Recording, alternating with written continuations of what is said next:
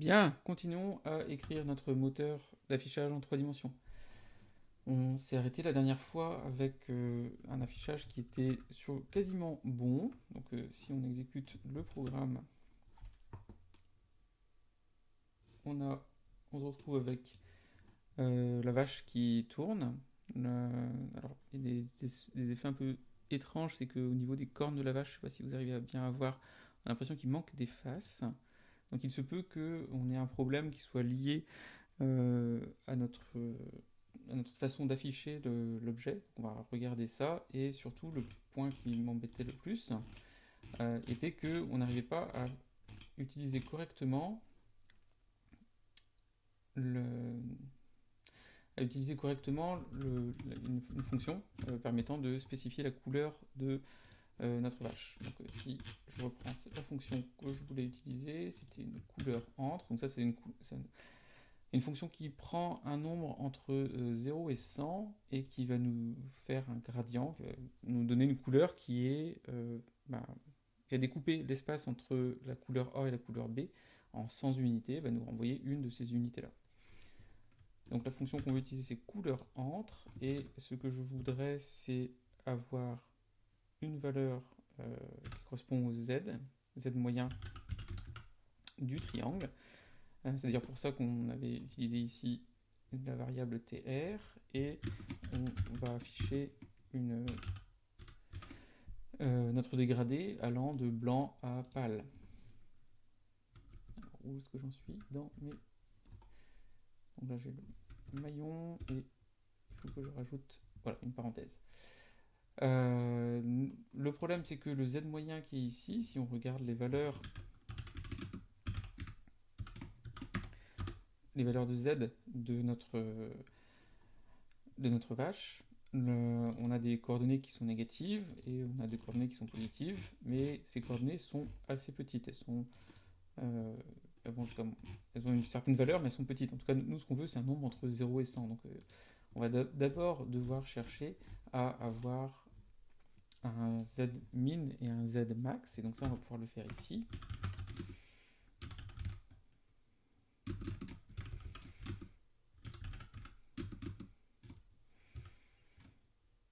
Hum.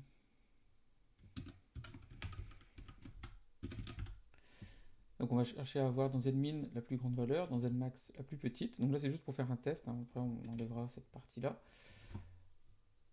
Et une fois qu'on a récupéré nos coordonnées x, y, z, si z est plus grand que zmin, à ce moment-là on met zmin à jour. Non, si z est plus petit que zmin,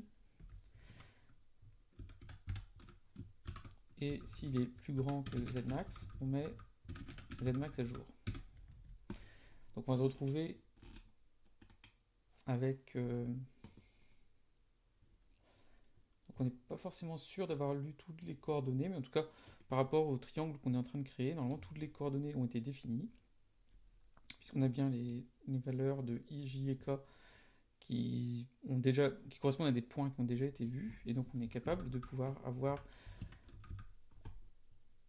une valeur qui correspond à z moyen moins z min divisé par z max moins z min.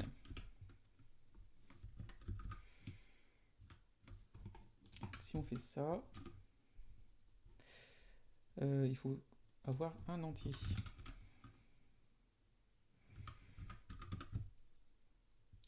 Donc là encore, hein, c'est vraiment juste pour faire un test.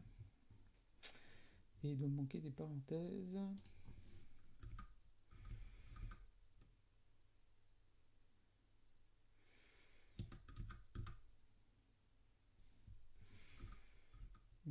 Qu'est-ce qui se passe?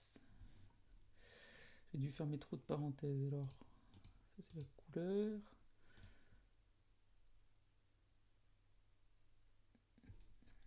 Je peux avoir une parenthèse en trou.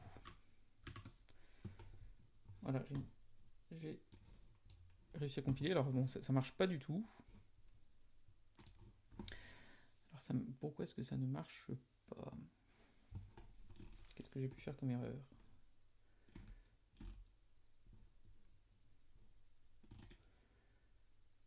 Le Z est défini. triangle est défini, j'ai un z moyen, correspondant à la moyenne des 3 z sur mes 3 points.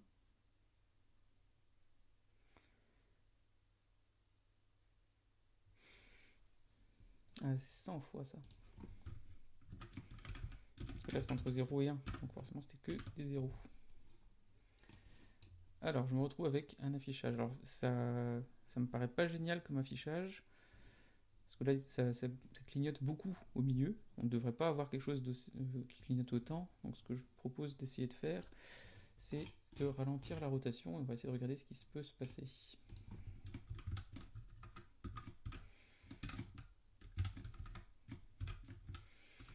Et on avance.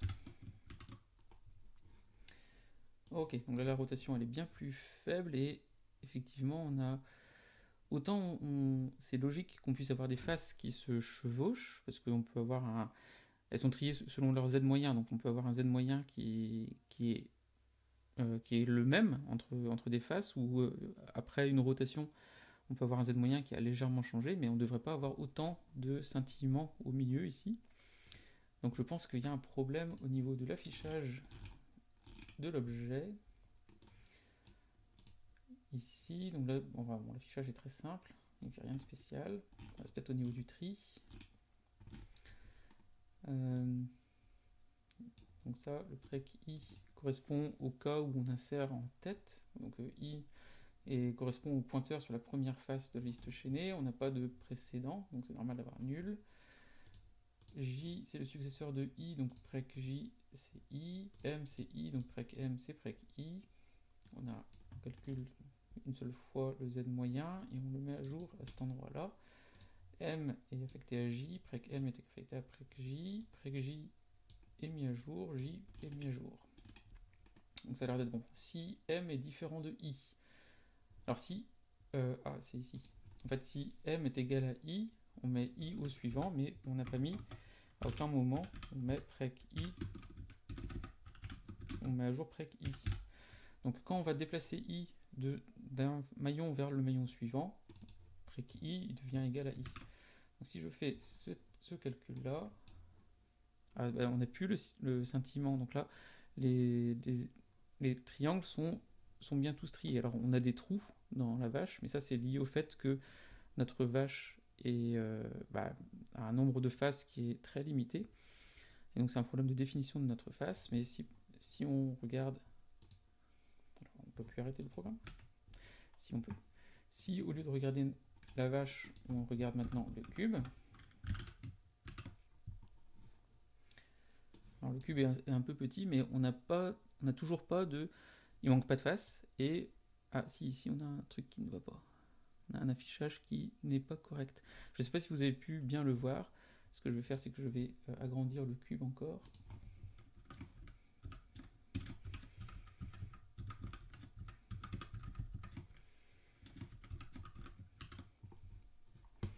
Donc là maintenant le cube est un peu plus grand et c'était quand il était vers le bas ici. Là on a une face qui a disparu. Alors ça peut être lié au Z moyen, ça c'est possible.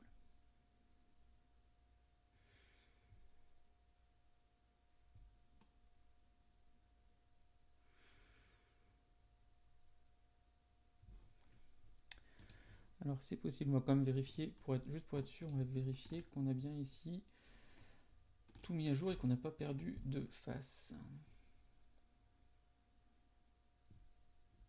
Dans le cas où I est différent de M, prec M est non nul, donc on peut dire qu'on supprime M de la liste chaînée. Si prec I est nul, on doit faire une insertion en tête du maillon M, donc on n'a plus besoin du PT suive, parce qu'on l'a stocké ici. Sinon, on insère après prec I et on dit que prec I c'est M. Attends, ça a l'air d'être bon. Alors si ici on teste, on va compter le nombre de maillons.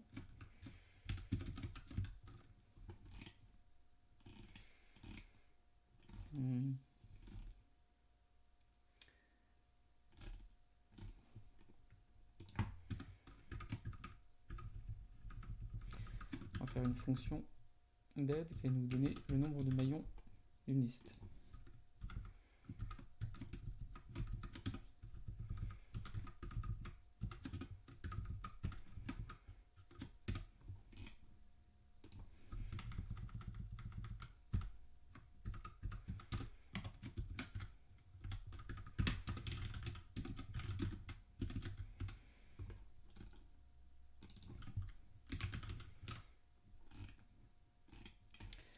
Et on va faire un affichage.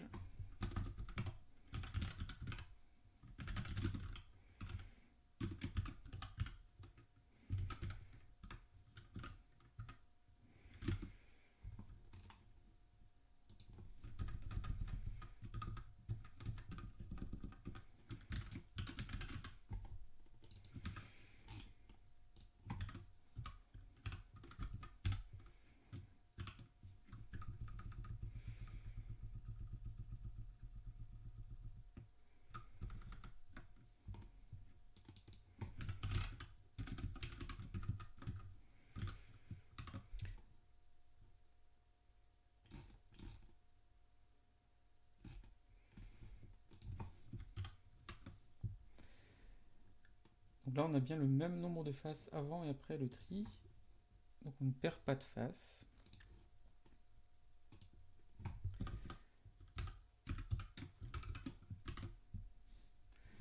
Et là, c'est pareil, on a le même nombre de faces avant et après, donc on ne perd pas de face.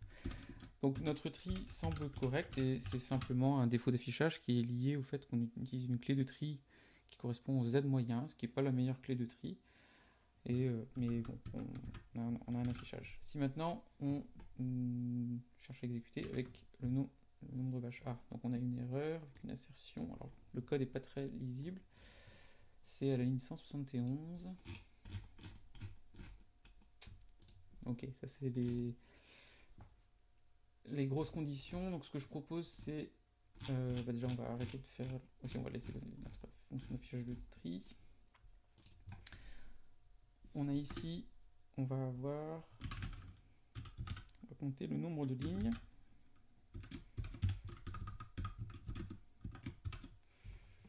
Donc ça correspondra à notre nombre de lignes, le nombre de lignes dans le fichier, le nombre de lignes qui ont été lues dans le fichier. Et si on a une erreur,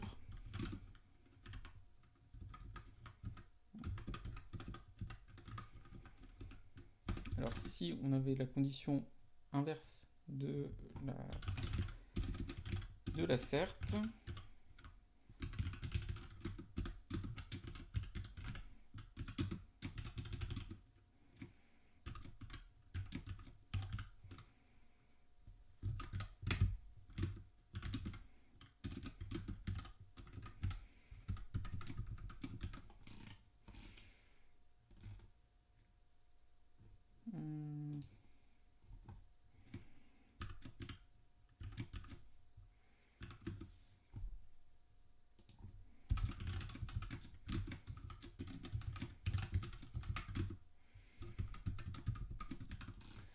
et donc là on va faire la même chose.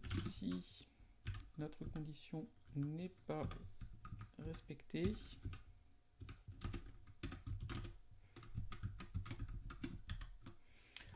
on affiche une erreur. Et ici aussi, si la condition n'était pas respectée, donc là en fait, on va plutôt mettre ça, on va simplifier la condition. Par contre ici, comme on a une conjonction de conditions, on va laisser le compilateur s'en occuper. Alors, donc on était à la ligne 180, elle revenait bien d'ici, et à la ligne 168 de notre fichier. Alors, no normals. Et si on va à la ligne 68, donc c'est parce qu'on n'a pas la même chose. On s'attendait à recevoir des consignes concernant f avec des slash pour séparer les différents cas. Donc là, on les a plus tous. Pourquoi j'ai 2 ? Et donc ce qu'on va faire, c'est qu'on va rajouter le cas où on n'a que les indices. Donc on est dans ce cas-là, ça correspond au cas qu'on a ici, et ça devrait fonctionner. Donc là, on a beaucoup plus de faces.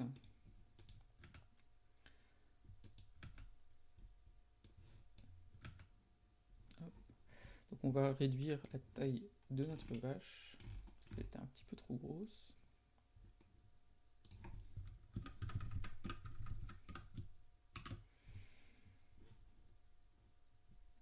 Peut-être un petit peu trop réduit.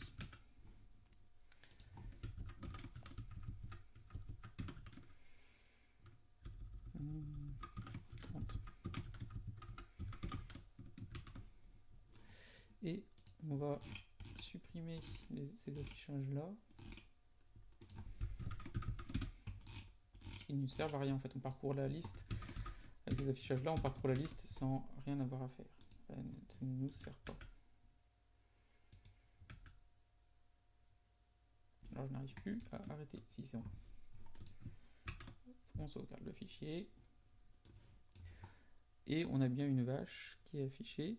Donc là, on voit que la définition des cornes de la vache et au niveau des pieds est correcte, puisque on a plus les faces qui manquaient. En fait, les faces, elles ont disparu au moment où on a fait la réduction en passant de 5000 à 500 faces.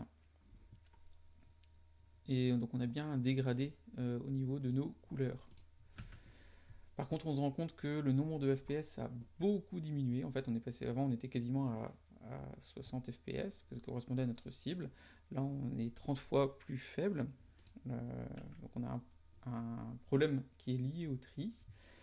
Là, c'est très clair. Hein, c'est le tri en n carré quand on a multiplié par 10 le nombre de faces. Donc en gros, on a multiplié par 100 le temps du tri. Et donc, on paye très très cher à cet endroit-là. Donc la seule chose qu'on va faire, c'est que ce qui m'embêtait ici, c'était le Zmin et le Zmax, parce qu'en fait le 1000, les constantes qui sont ici, 1000 et moins 1000, elles sont complètement arbitraires. Donc on ne peut pas, il ne faut pas laisser ça. Par contre ici, on a besoin d'avoir un nombre entre 1 et 100, et donc ce qu'on va pouvoir faire, c'est utiliser random. On va donner les couleurs au hasard. Donc on a besoin de stdlib, copier. stdlib, on l'avait déjà mis.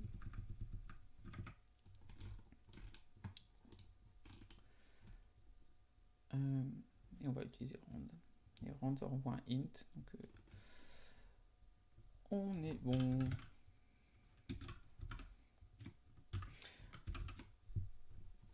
Alors la façon d'utiliser rand ici est pas du tout bonne, hein, parce que normalement il ne faut pas faire rand modulo le nombre de la valeur max qu'on veut avoir, puisque l'entropie se joue uniquement sur les bits de poids faible.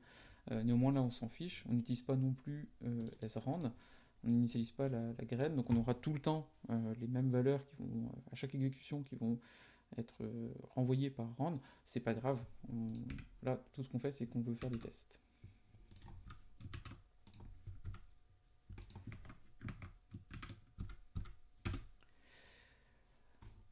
Alors j'ai ces deux lignes à supprimer.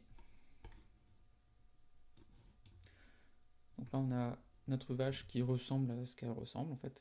On a toutes les couleurs qui sont prises au hasard entre la plus petite et la plus grande. Donc là c'est les deux couleurs blanc et pâle. Et ce que je propose, c'est que on va rajouter ça ici dans le constructeur de notre fichier objet. On va lui demander à l'utilisateur de nous donner deux valeurs, C1 et C2, et donc l'objet sera généré avec des couleurs aléatoires entre C1 et C2.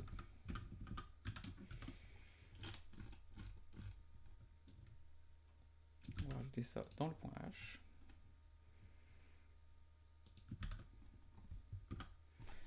Et dans prog, on en a besoin aussi.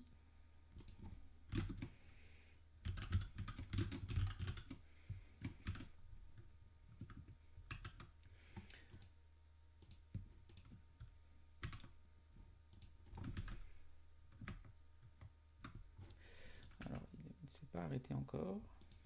Il faudrait qu'il s'arrête.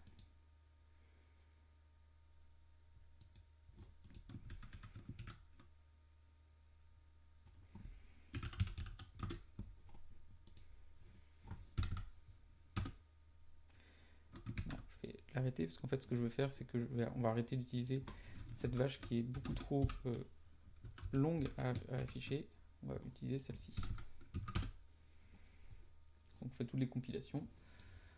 On a notre vache qui a des valeurs aléatoires entre rouge et blanc, et on a bien autour de 60 fps. Donc maintenant, ce qu'on va chercher à faire, c'est avoir un tri de notre objet qui est plus correct, enfin qui est plus rapide que celui qu'on en O de n, en n carré, pardon.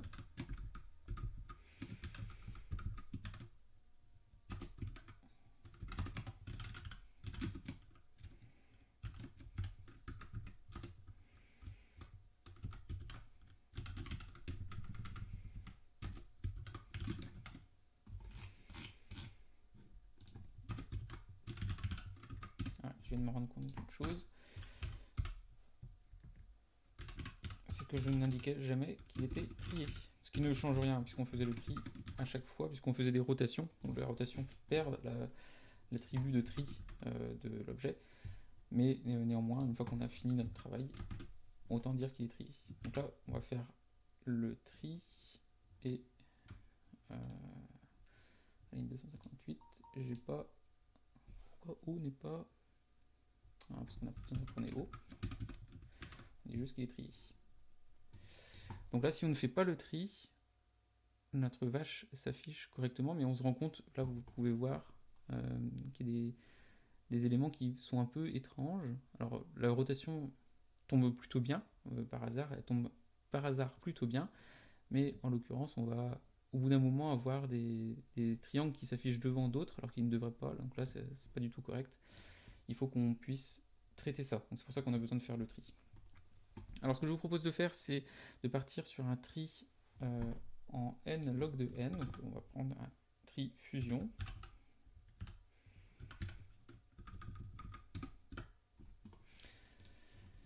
Et pour faire ce tri fusion, en fait, on va avoir besoin d'une fonction récursive qui va avoir besoin d'une fonction itérative qui va parcourir la liste pour la couper en deux. On va couper la liste en deux éléments, en deux sous-listes de taille équivalente.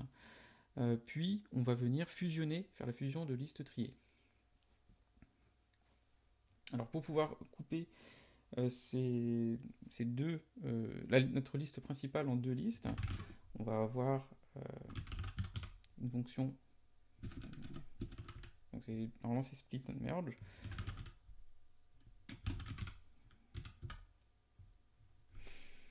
Et notre liste, donc c'est une t-list.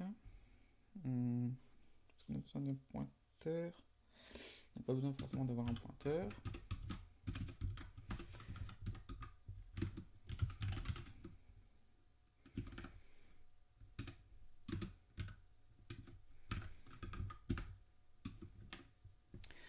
Donc on va donner à notre fonction découpe-liste une liste, et on va avoir comme deuxième paramètre le pointeur sur le premier maillon de la seconde liste. Donc on va avoir notre première liste A, et on n'a vraiment pas besoin de pointeur, je pense pas.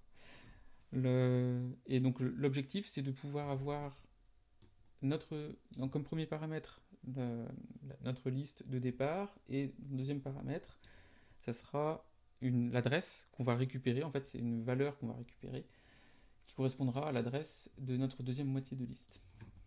Alors une façon de pouvoir faire cette découpe de liste en deux parties, en deux moitiés, c'est d'utiliser deux pointeurs, un pointeur rapide qui va être appelé rapide, et un pointeur qui va être appelé lent, pointeur lent. Le pointeur rapide, il va avancer deux maillons à la fois. Donc à chaque itération, en fait, on va boucler jusqu'à ce que ce pointeur rapide soit arrivé à la fin de la liste. Donc tant qu'il n'est pas arrivé à la fin de la liste, c'est qu'on n'a pas fini de découper notre liste. Il va avancer deux par deux, les maillons deux par deux, et le pointeur lent va avancer les maillons un par un. Il va avancer de chaque maillon à chaque maillon. Et donc quand le pointeur rapide sera arrivé à la fin, le pointeur lent, lui, sera arrivé au milieu. Alors il peut y avoir un décalage de 1 si la taille de la liste est impaire, mais c'est l'idée.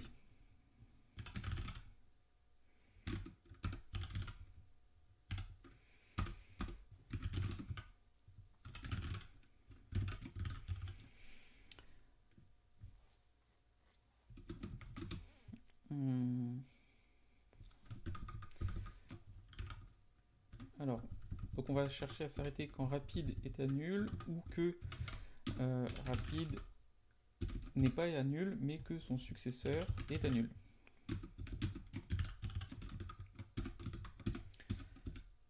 Quand un des deux est à nul, donc soit rapide est à nul, soit son successeur est à nul, c'est qu'on est arrivé à la fin de la liste. Et à ce moment-là, on va pouvoir affecter B. Il faut initialiser nos pointeurs.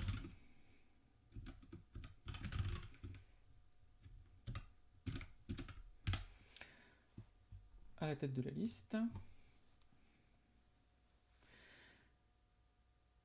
Quand on est dans la boucle, quand on est dans le corps de la boucle, on sait que rapide est non nul, on sait que son successeur est non nul, mais on ne sait pas si le successeur de son successeur est nul ou pas. Okay, c'est pour ça qu'il faudra faire un deuxième tour de boucle.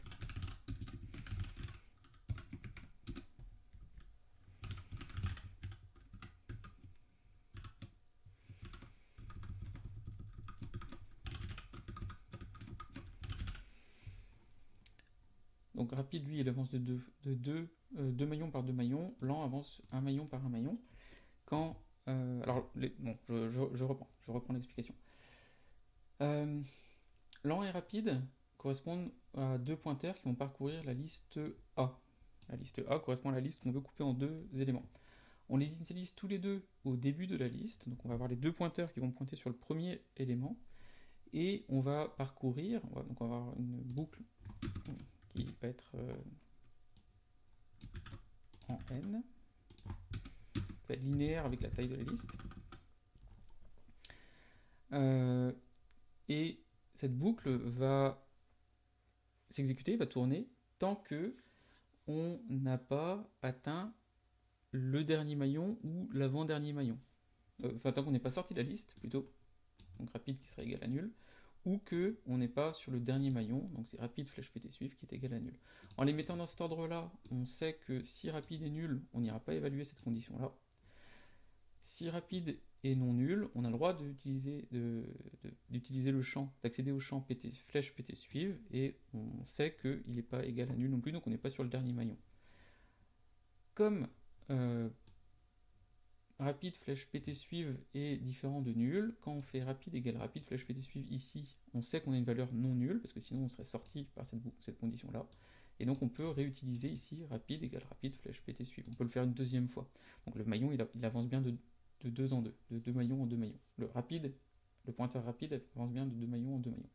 Pour le pointeur lent, lui, on avance juste de 1 en 1. Et quand on sort de la boucle, on a le début de notre liste chaînée qui correspond à lent, donc au maillon qui est au milieu de la liste. Et donc ce qui nous reste à faire, c'est simplement rajouter un maillon supplémentaire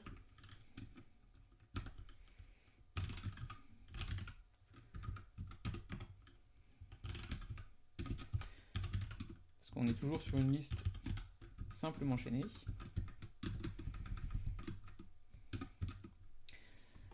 Et on a besoin d'avoir le maillon précédent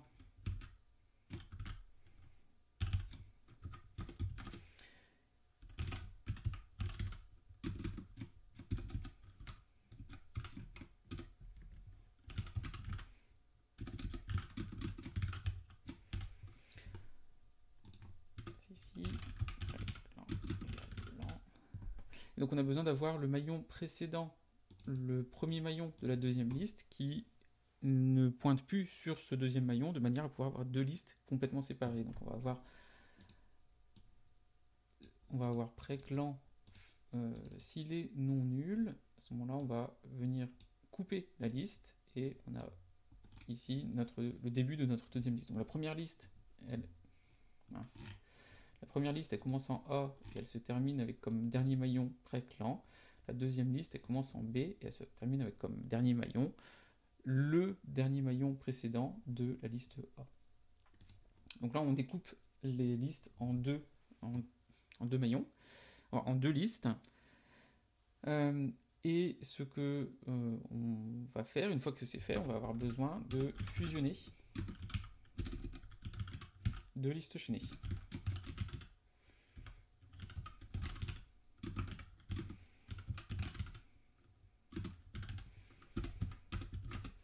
Donc pour la fusion de listes chaînées, c'est assez simple. On va avoir... je vais reprendre ça, puis on va voir ce qu'on récupère. Probablement pas tout. Donc on va avoir deux listes A et B, et on sait que ces deux listes vont être triées, enfin on suppose qu'elles sont déjà triées,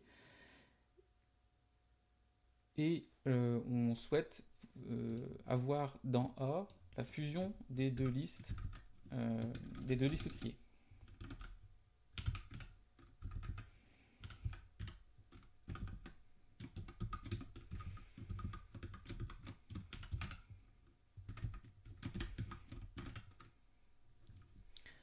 Alors pour pouvoir faire ça, on a besoin d'avoir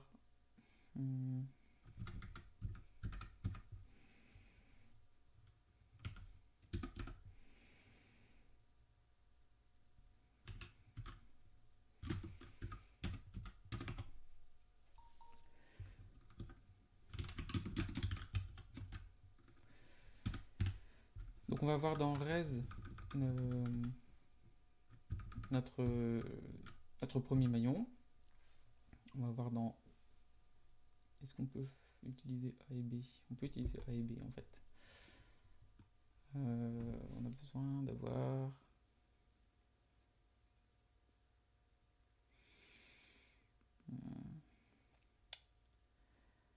Non, faut que je réfléchisse.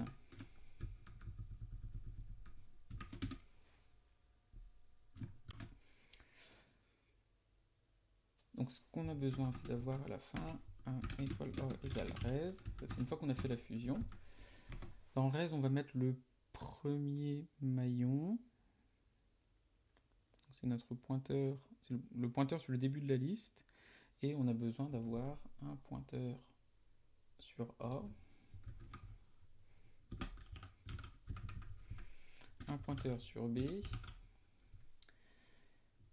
Et comme on veut faire...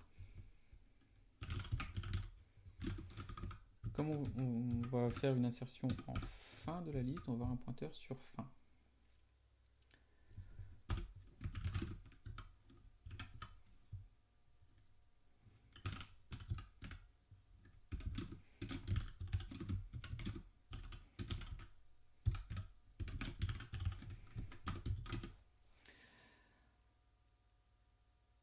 Alors, on a besoin d'avoir ici ptr A qui est égal à étoile A, donc c'est le pointeur sur une liste. Ptr B, c'est égal à B, c'est notre deuxième liste. On a res qui est égal à nul et ptr fin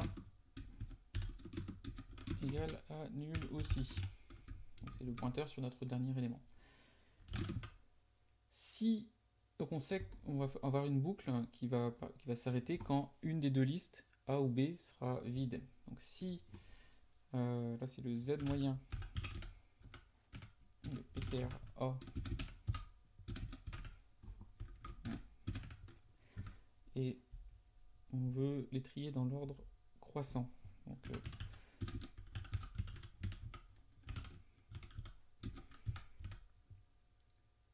Donc s'il est plus petit que celui de B, à ce moment-là, c'est qu'on veut insérer le pointeur A à la fin de la liste.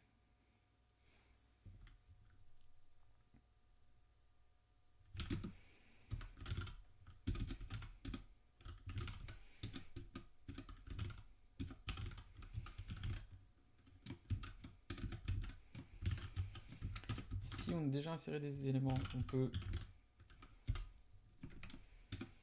insérer à la fin.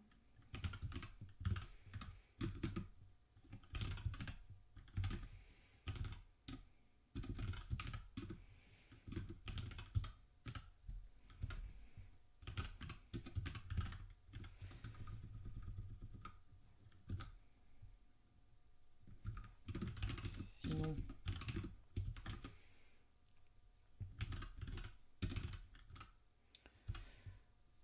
on va insérer en tête de quoi? En tête de res. On va insérer PTRA. Et ici, en fait, c'est une insertion après.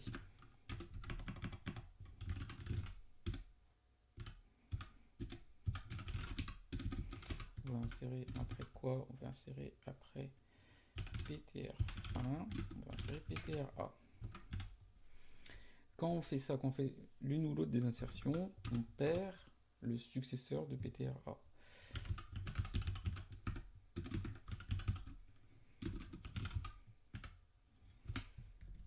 On a besoin de sauvegarder et le restaurer. Donc là, ça c'est dans le cas où on a notre Z moyen qui est inférieur à B. Dans le cas où c'est l'inverse, si c'est l'inverse, en fait, on va pouvoir faire la même chose, mais avec B. Ici c'est B, on insère B après la fin, ou on insère B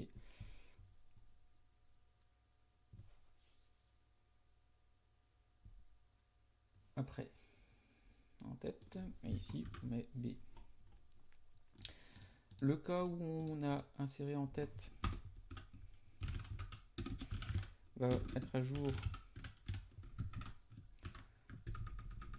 PTR fin.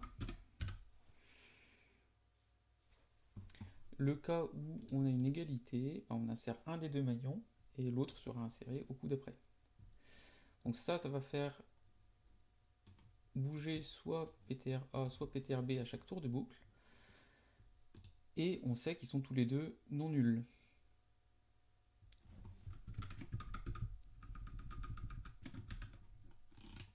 Ce qu'on doit faire ensuite, c'est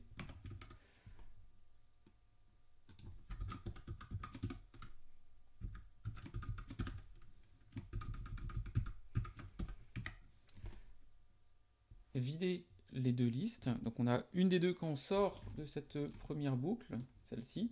On sait qu'on a une des deux listes. On est sorti soit parce qu'on avait la première condition qui était fausse, soit parce que la deuxième condition était fausse. Donc on a une des deux qui est nulle. Et si c'est PTRA qui est non nul, à ce moment-là, il faut la vider. Et donc ce qu'on fait, on fait la même chose que ce qu'on faisait là. On va venir copier tous les éléments de PTRA jusqu'à ce que PTRA soit complètement vidé. Et si c'était A qui avait été vidé en premier, on fait la même chose pour PTRB. Donc on va vider, on est sûr, à la fin, après ces trois boucles, on est sûr d'avoir vidé les les deux listes. On a vidé A et B. Donc une fois qu'on a tout fini, on va pouvoir mettre dans A notre liste, pointeur sur notre tête de liste, qui était... Alors, quand est-ce qu'on met notre pointeur sur notre tête de liste? En fait, c'est pas l'insertion en tête, celle-là elle est pas bonne. C'est pas une insertion en tête qu'on a besoin de faire, c'est on a besoin d'avoir res égale ptr o.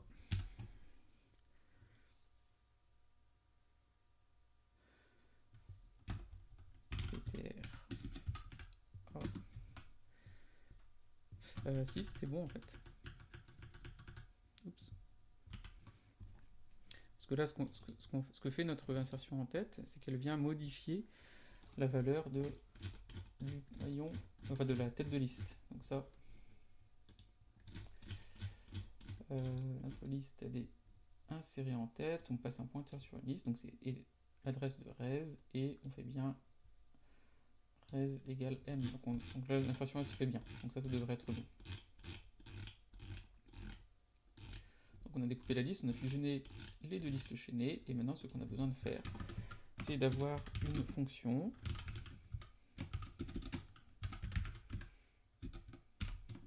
qui va faire le tri, elle est récursive.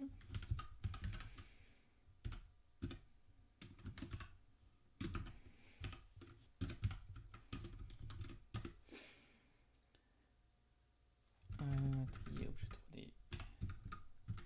Et donc cette fonction, elle va d'abord faire, elle va avoir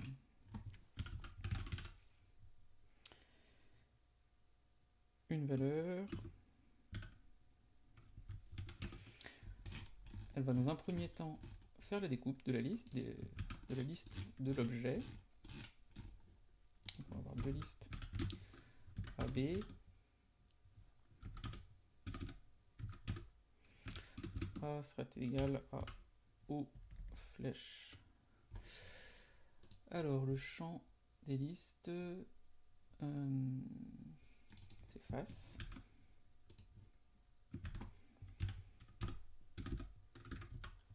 Donc on va découper notre liste en deux, puis ici en fait on va pas utiliser ça, on va plutôt utiliser une playlist. Est-ce qu'on a besoin d'un pointeur? On va mettre un pointeur.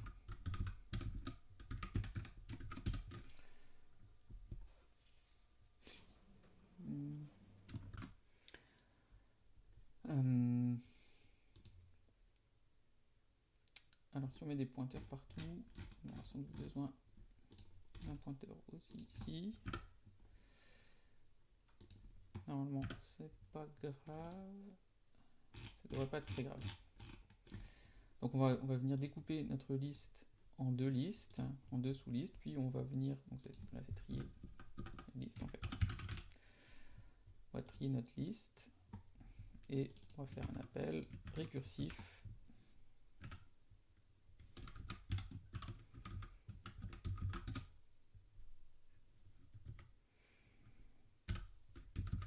On va faire un appel récursif sur chacune des sous-listes, puis on va venir fusionner nos deux listes.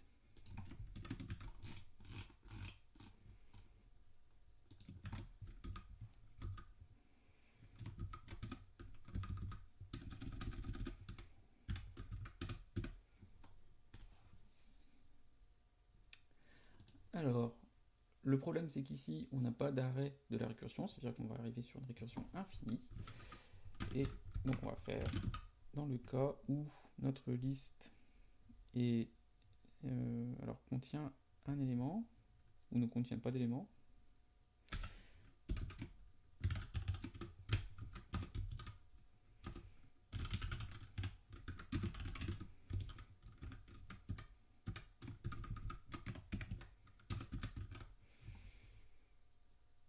On ne fait rien. Si notre liste est vide, on ne fait rien. Si elle est non vide, on la coupe en deux éléments. Une des deux peut être nulle, si on n'a plus qu'un seul élément.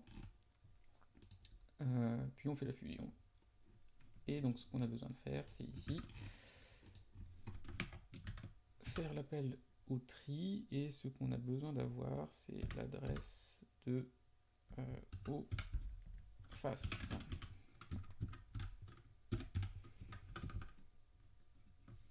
Hop.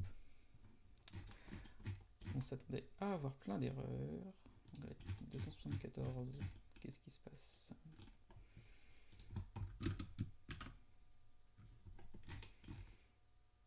Ligne 276, alors. Ah oui, parce que là j'ai des pointeurs sur des maillons, et le pointeur sur un maillon, il a besoin d'un tableau. Ça, je vais en avoir plein partout. Peut-être pas, remarque. J'ai peut-être juste ici, c'est là où on fait la clé de tri. Le reste, on n'en a pas besoin. Insère après, là c'est insérer. Et insérer tête, c'est pareil.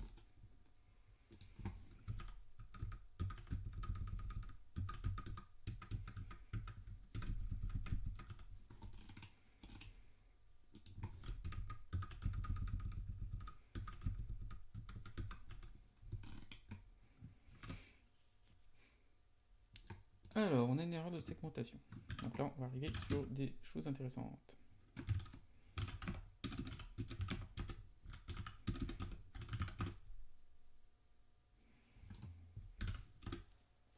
Donc on a fait une récursion. Alors on a beaucoup, peut-être que le plus simple, c'est dans prog ici. On va prendre le cube qui a beaucoup moins de faces.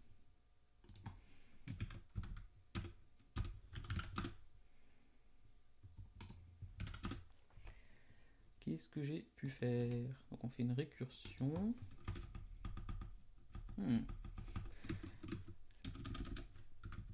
Elle sent bon la récursion infinie. Donc j'ai beaucoup trop de étapes de récursion. Parce que ici,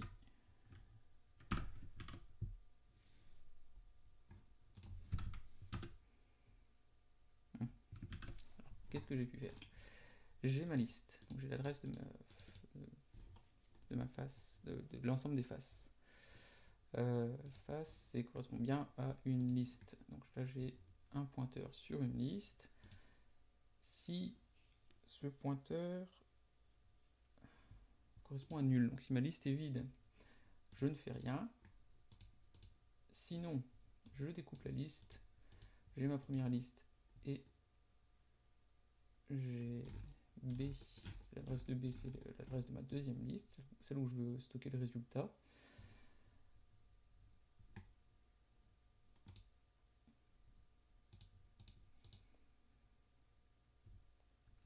Là, je fais la découpe.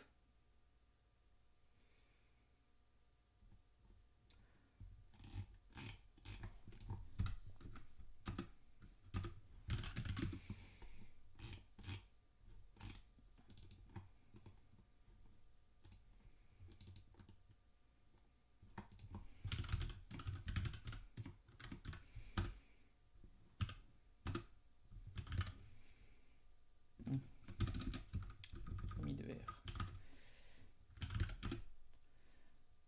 J'arrive dans trier objet. Il est pas trié, donc j'arrive dans la récursion.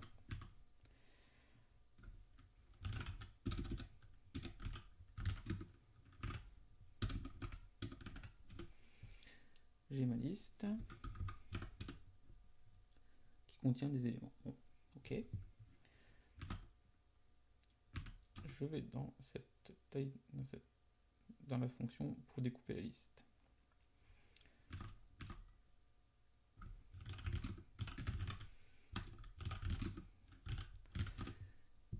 Les deux correspondent bien à ce qu'il faut.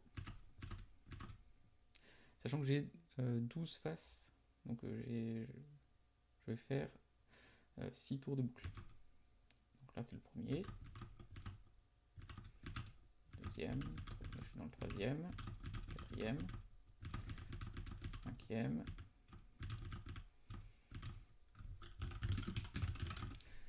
et rapide et bien nul, donc je sors.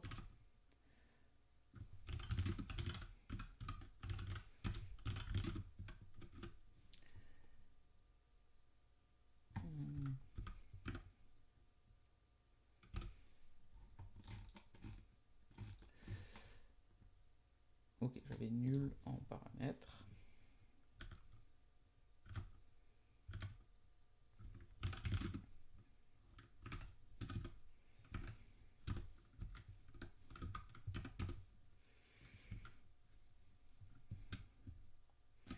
Je vais trier la liste. Je découpe la liste. Donc là, je dois faire plus que 3 tours de boucle. 1, 2, 3. Je dois trier ma liste. Je dois faire plus que 2 tours de boucle. Alors, je fais que 1 tour de boucle.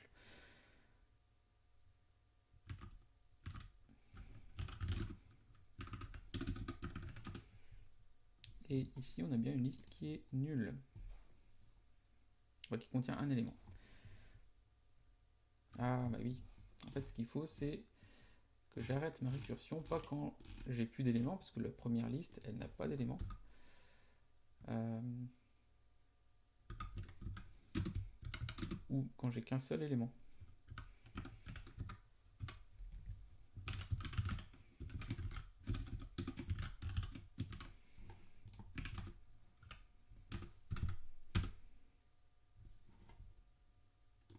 Alors, j'ai bien un affichage, par contre, ça n'a pas l'air de bien marcher. Alors, ça paraît lent, hein, mais on est bien à 60 fps.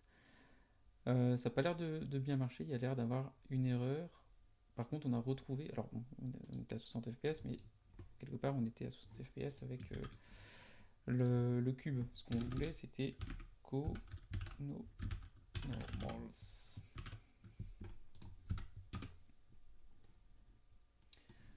Et là, on a de nouveau la vache qui est complète, donc la vache détaillée et complète, et de nouveau autour de 60 fps. Donc là, on a bien le gain qui est lié au fait qu'on était avec sur un algo qui est en n log de n au lieu d'être en n carré. Donc on a bien un gain fort au niveau de la complexité. Par contre, il y a l'air d'avoir une erreur au niveau du tri. Donc le tri ne se fait pas correctement. Donc il va falloir régler ce problème.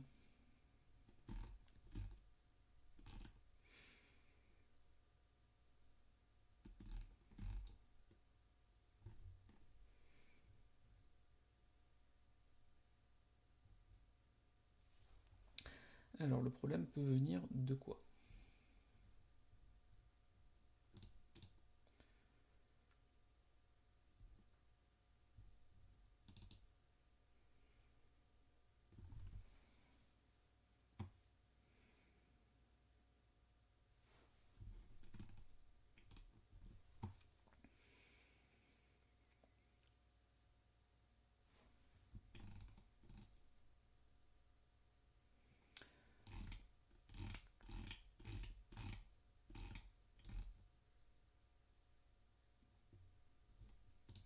On peut refaire ce qu'on avait fait tout à l'heure.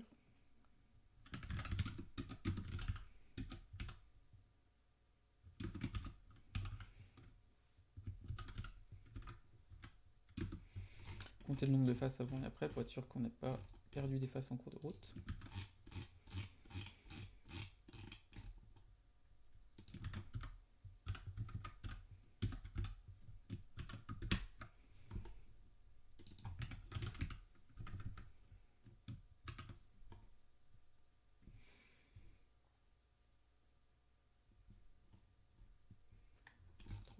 Ah oui. On a bien le bon nombre de faces à chaque fois. J'ai pas mis de backslash n, mais on a le bon nombre de faces. Donc, ok, on ne perd pas de faces.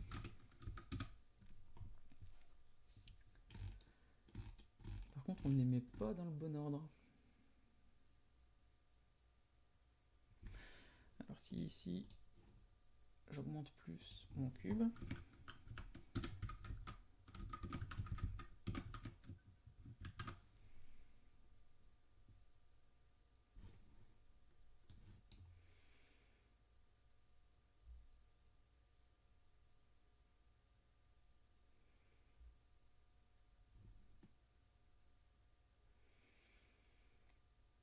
C'est difficile à analyser quel est peut-être le souci.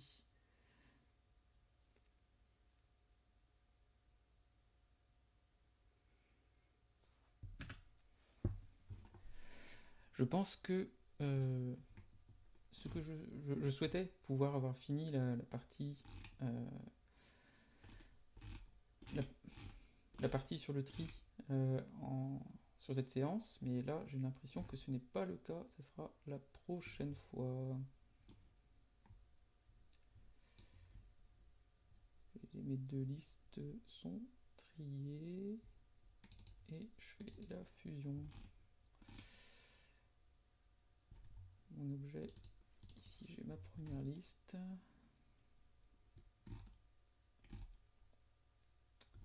Qu'est-ce que j'ai pu oublier? C'est certainement quelque chose de parfaitement stupide.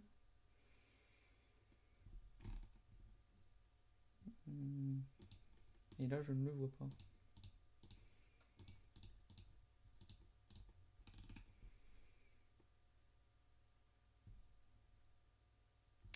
Ah, si.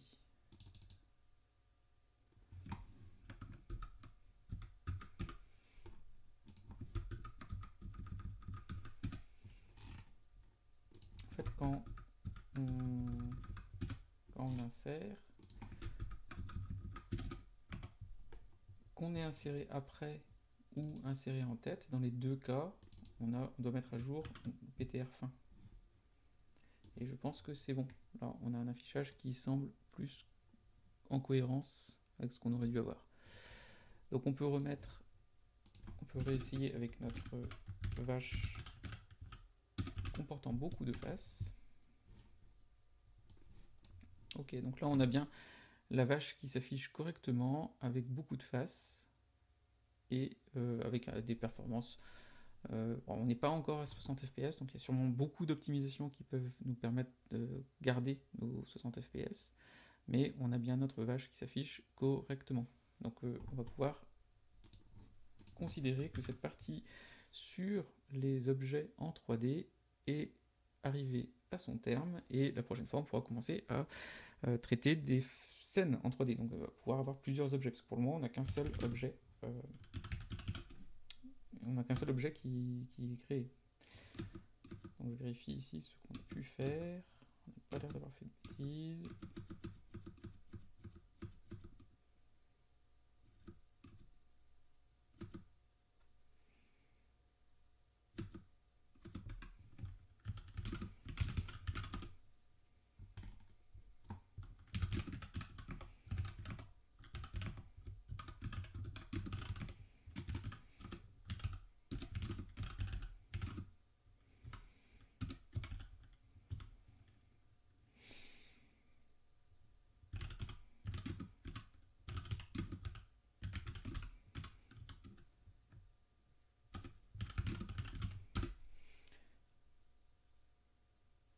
Ok, on pourra continuer la partie sur la gestion des scènes 3D la prochaine fois.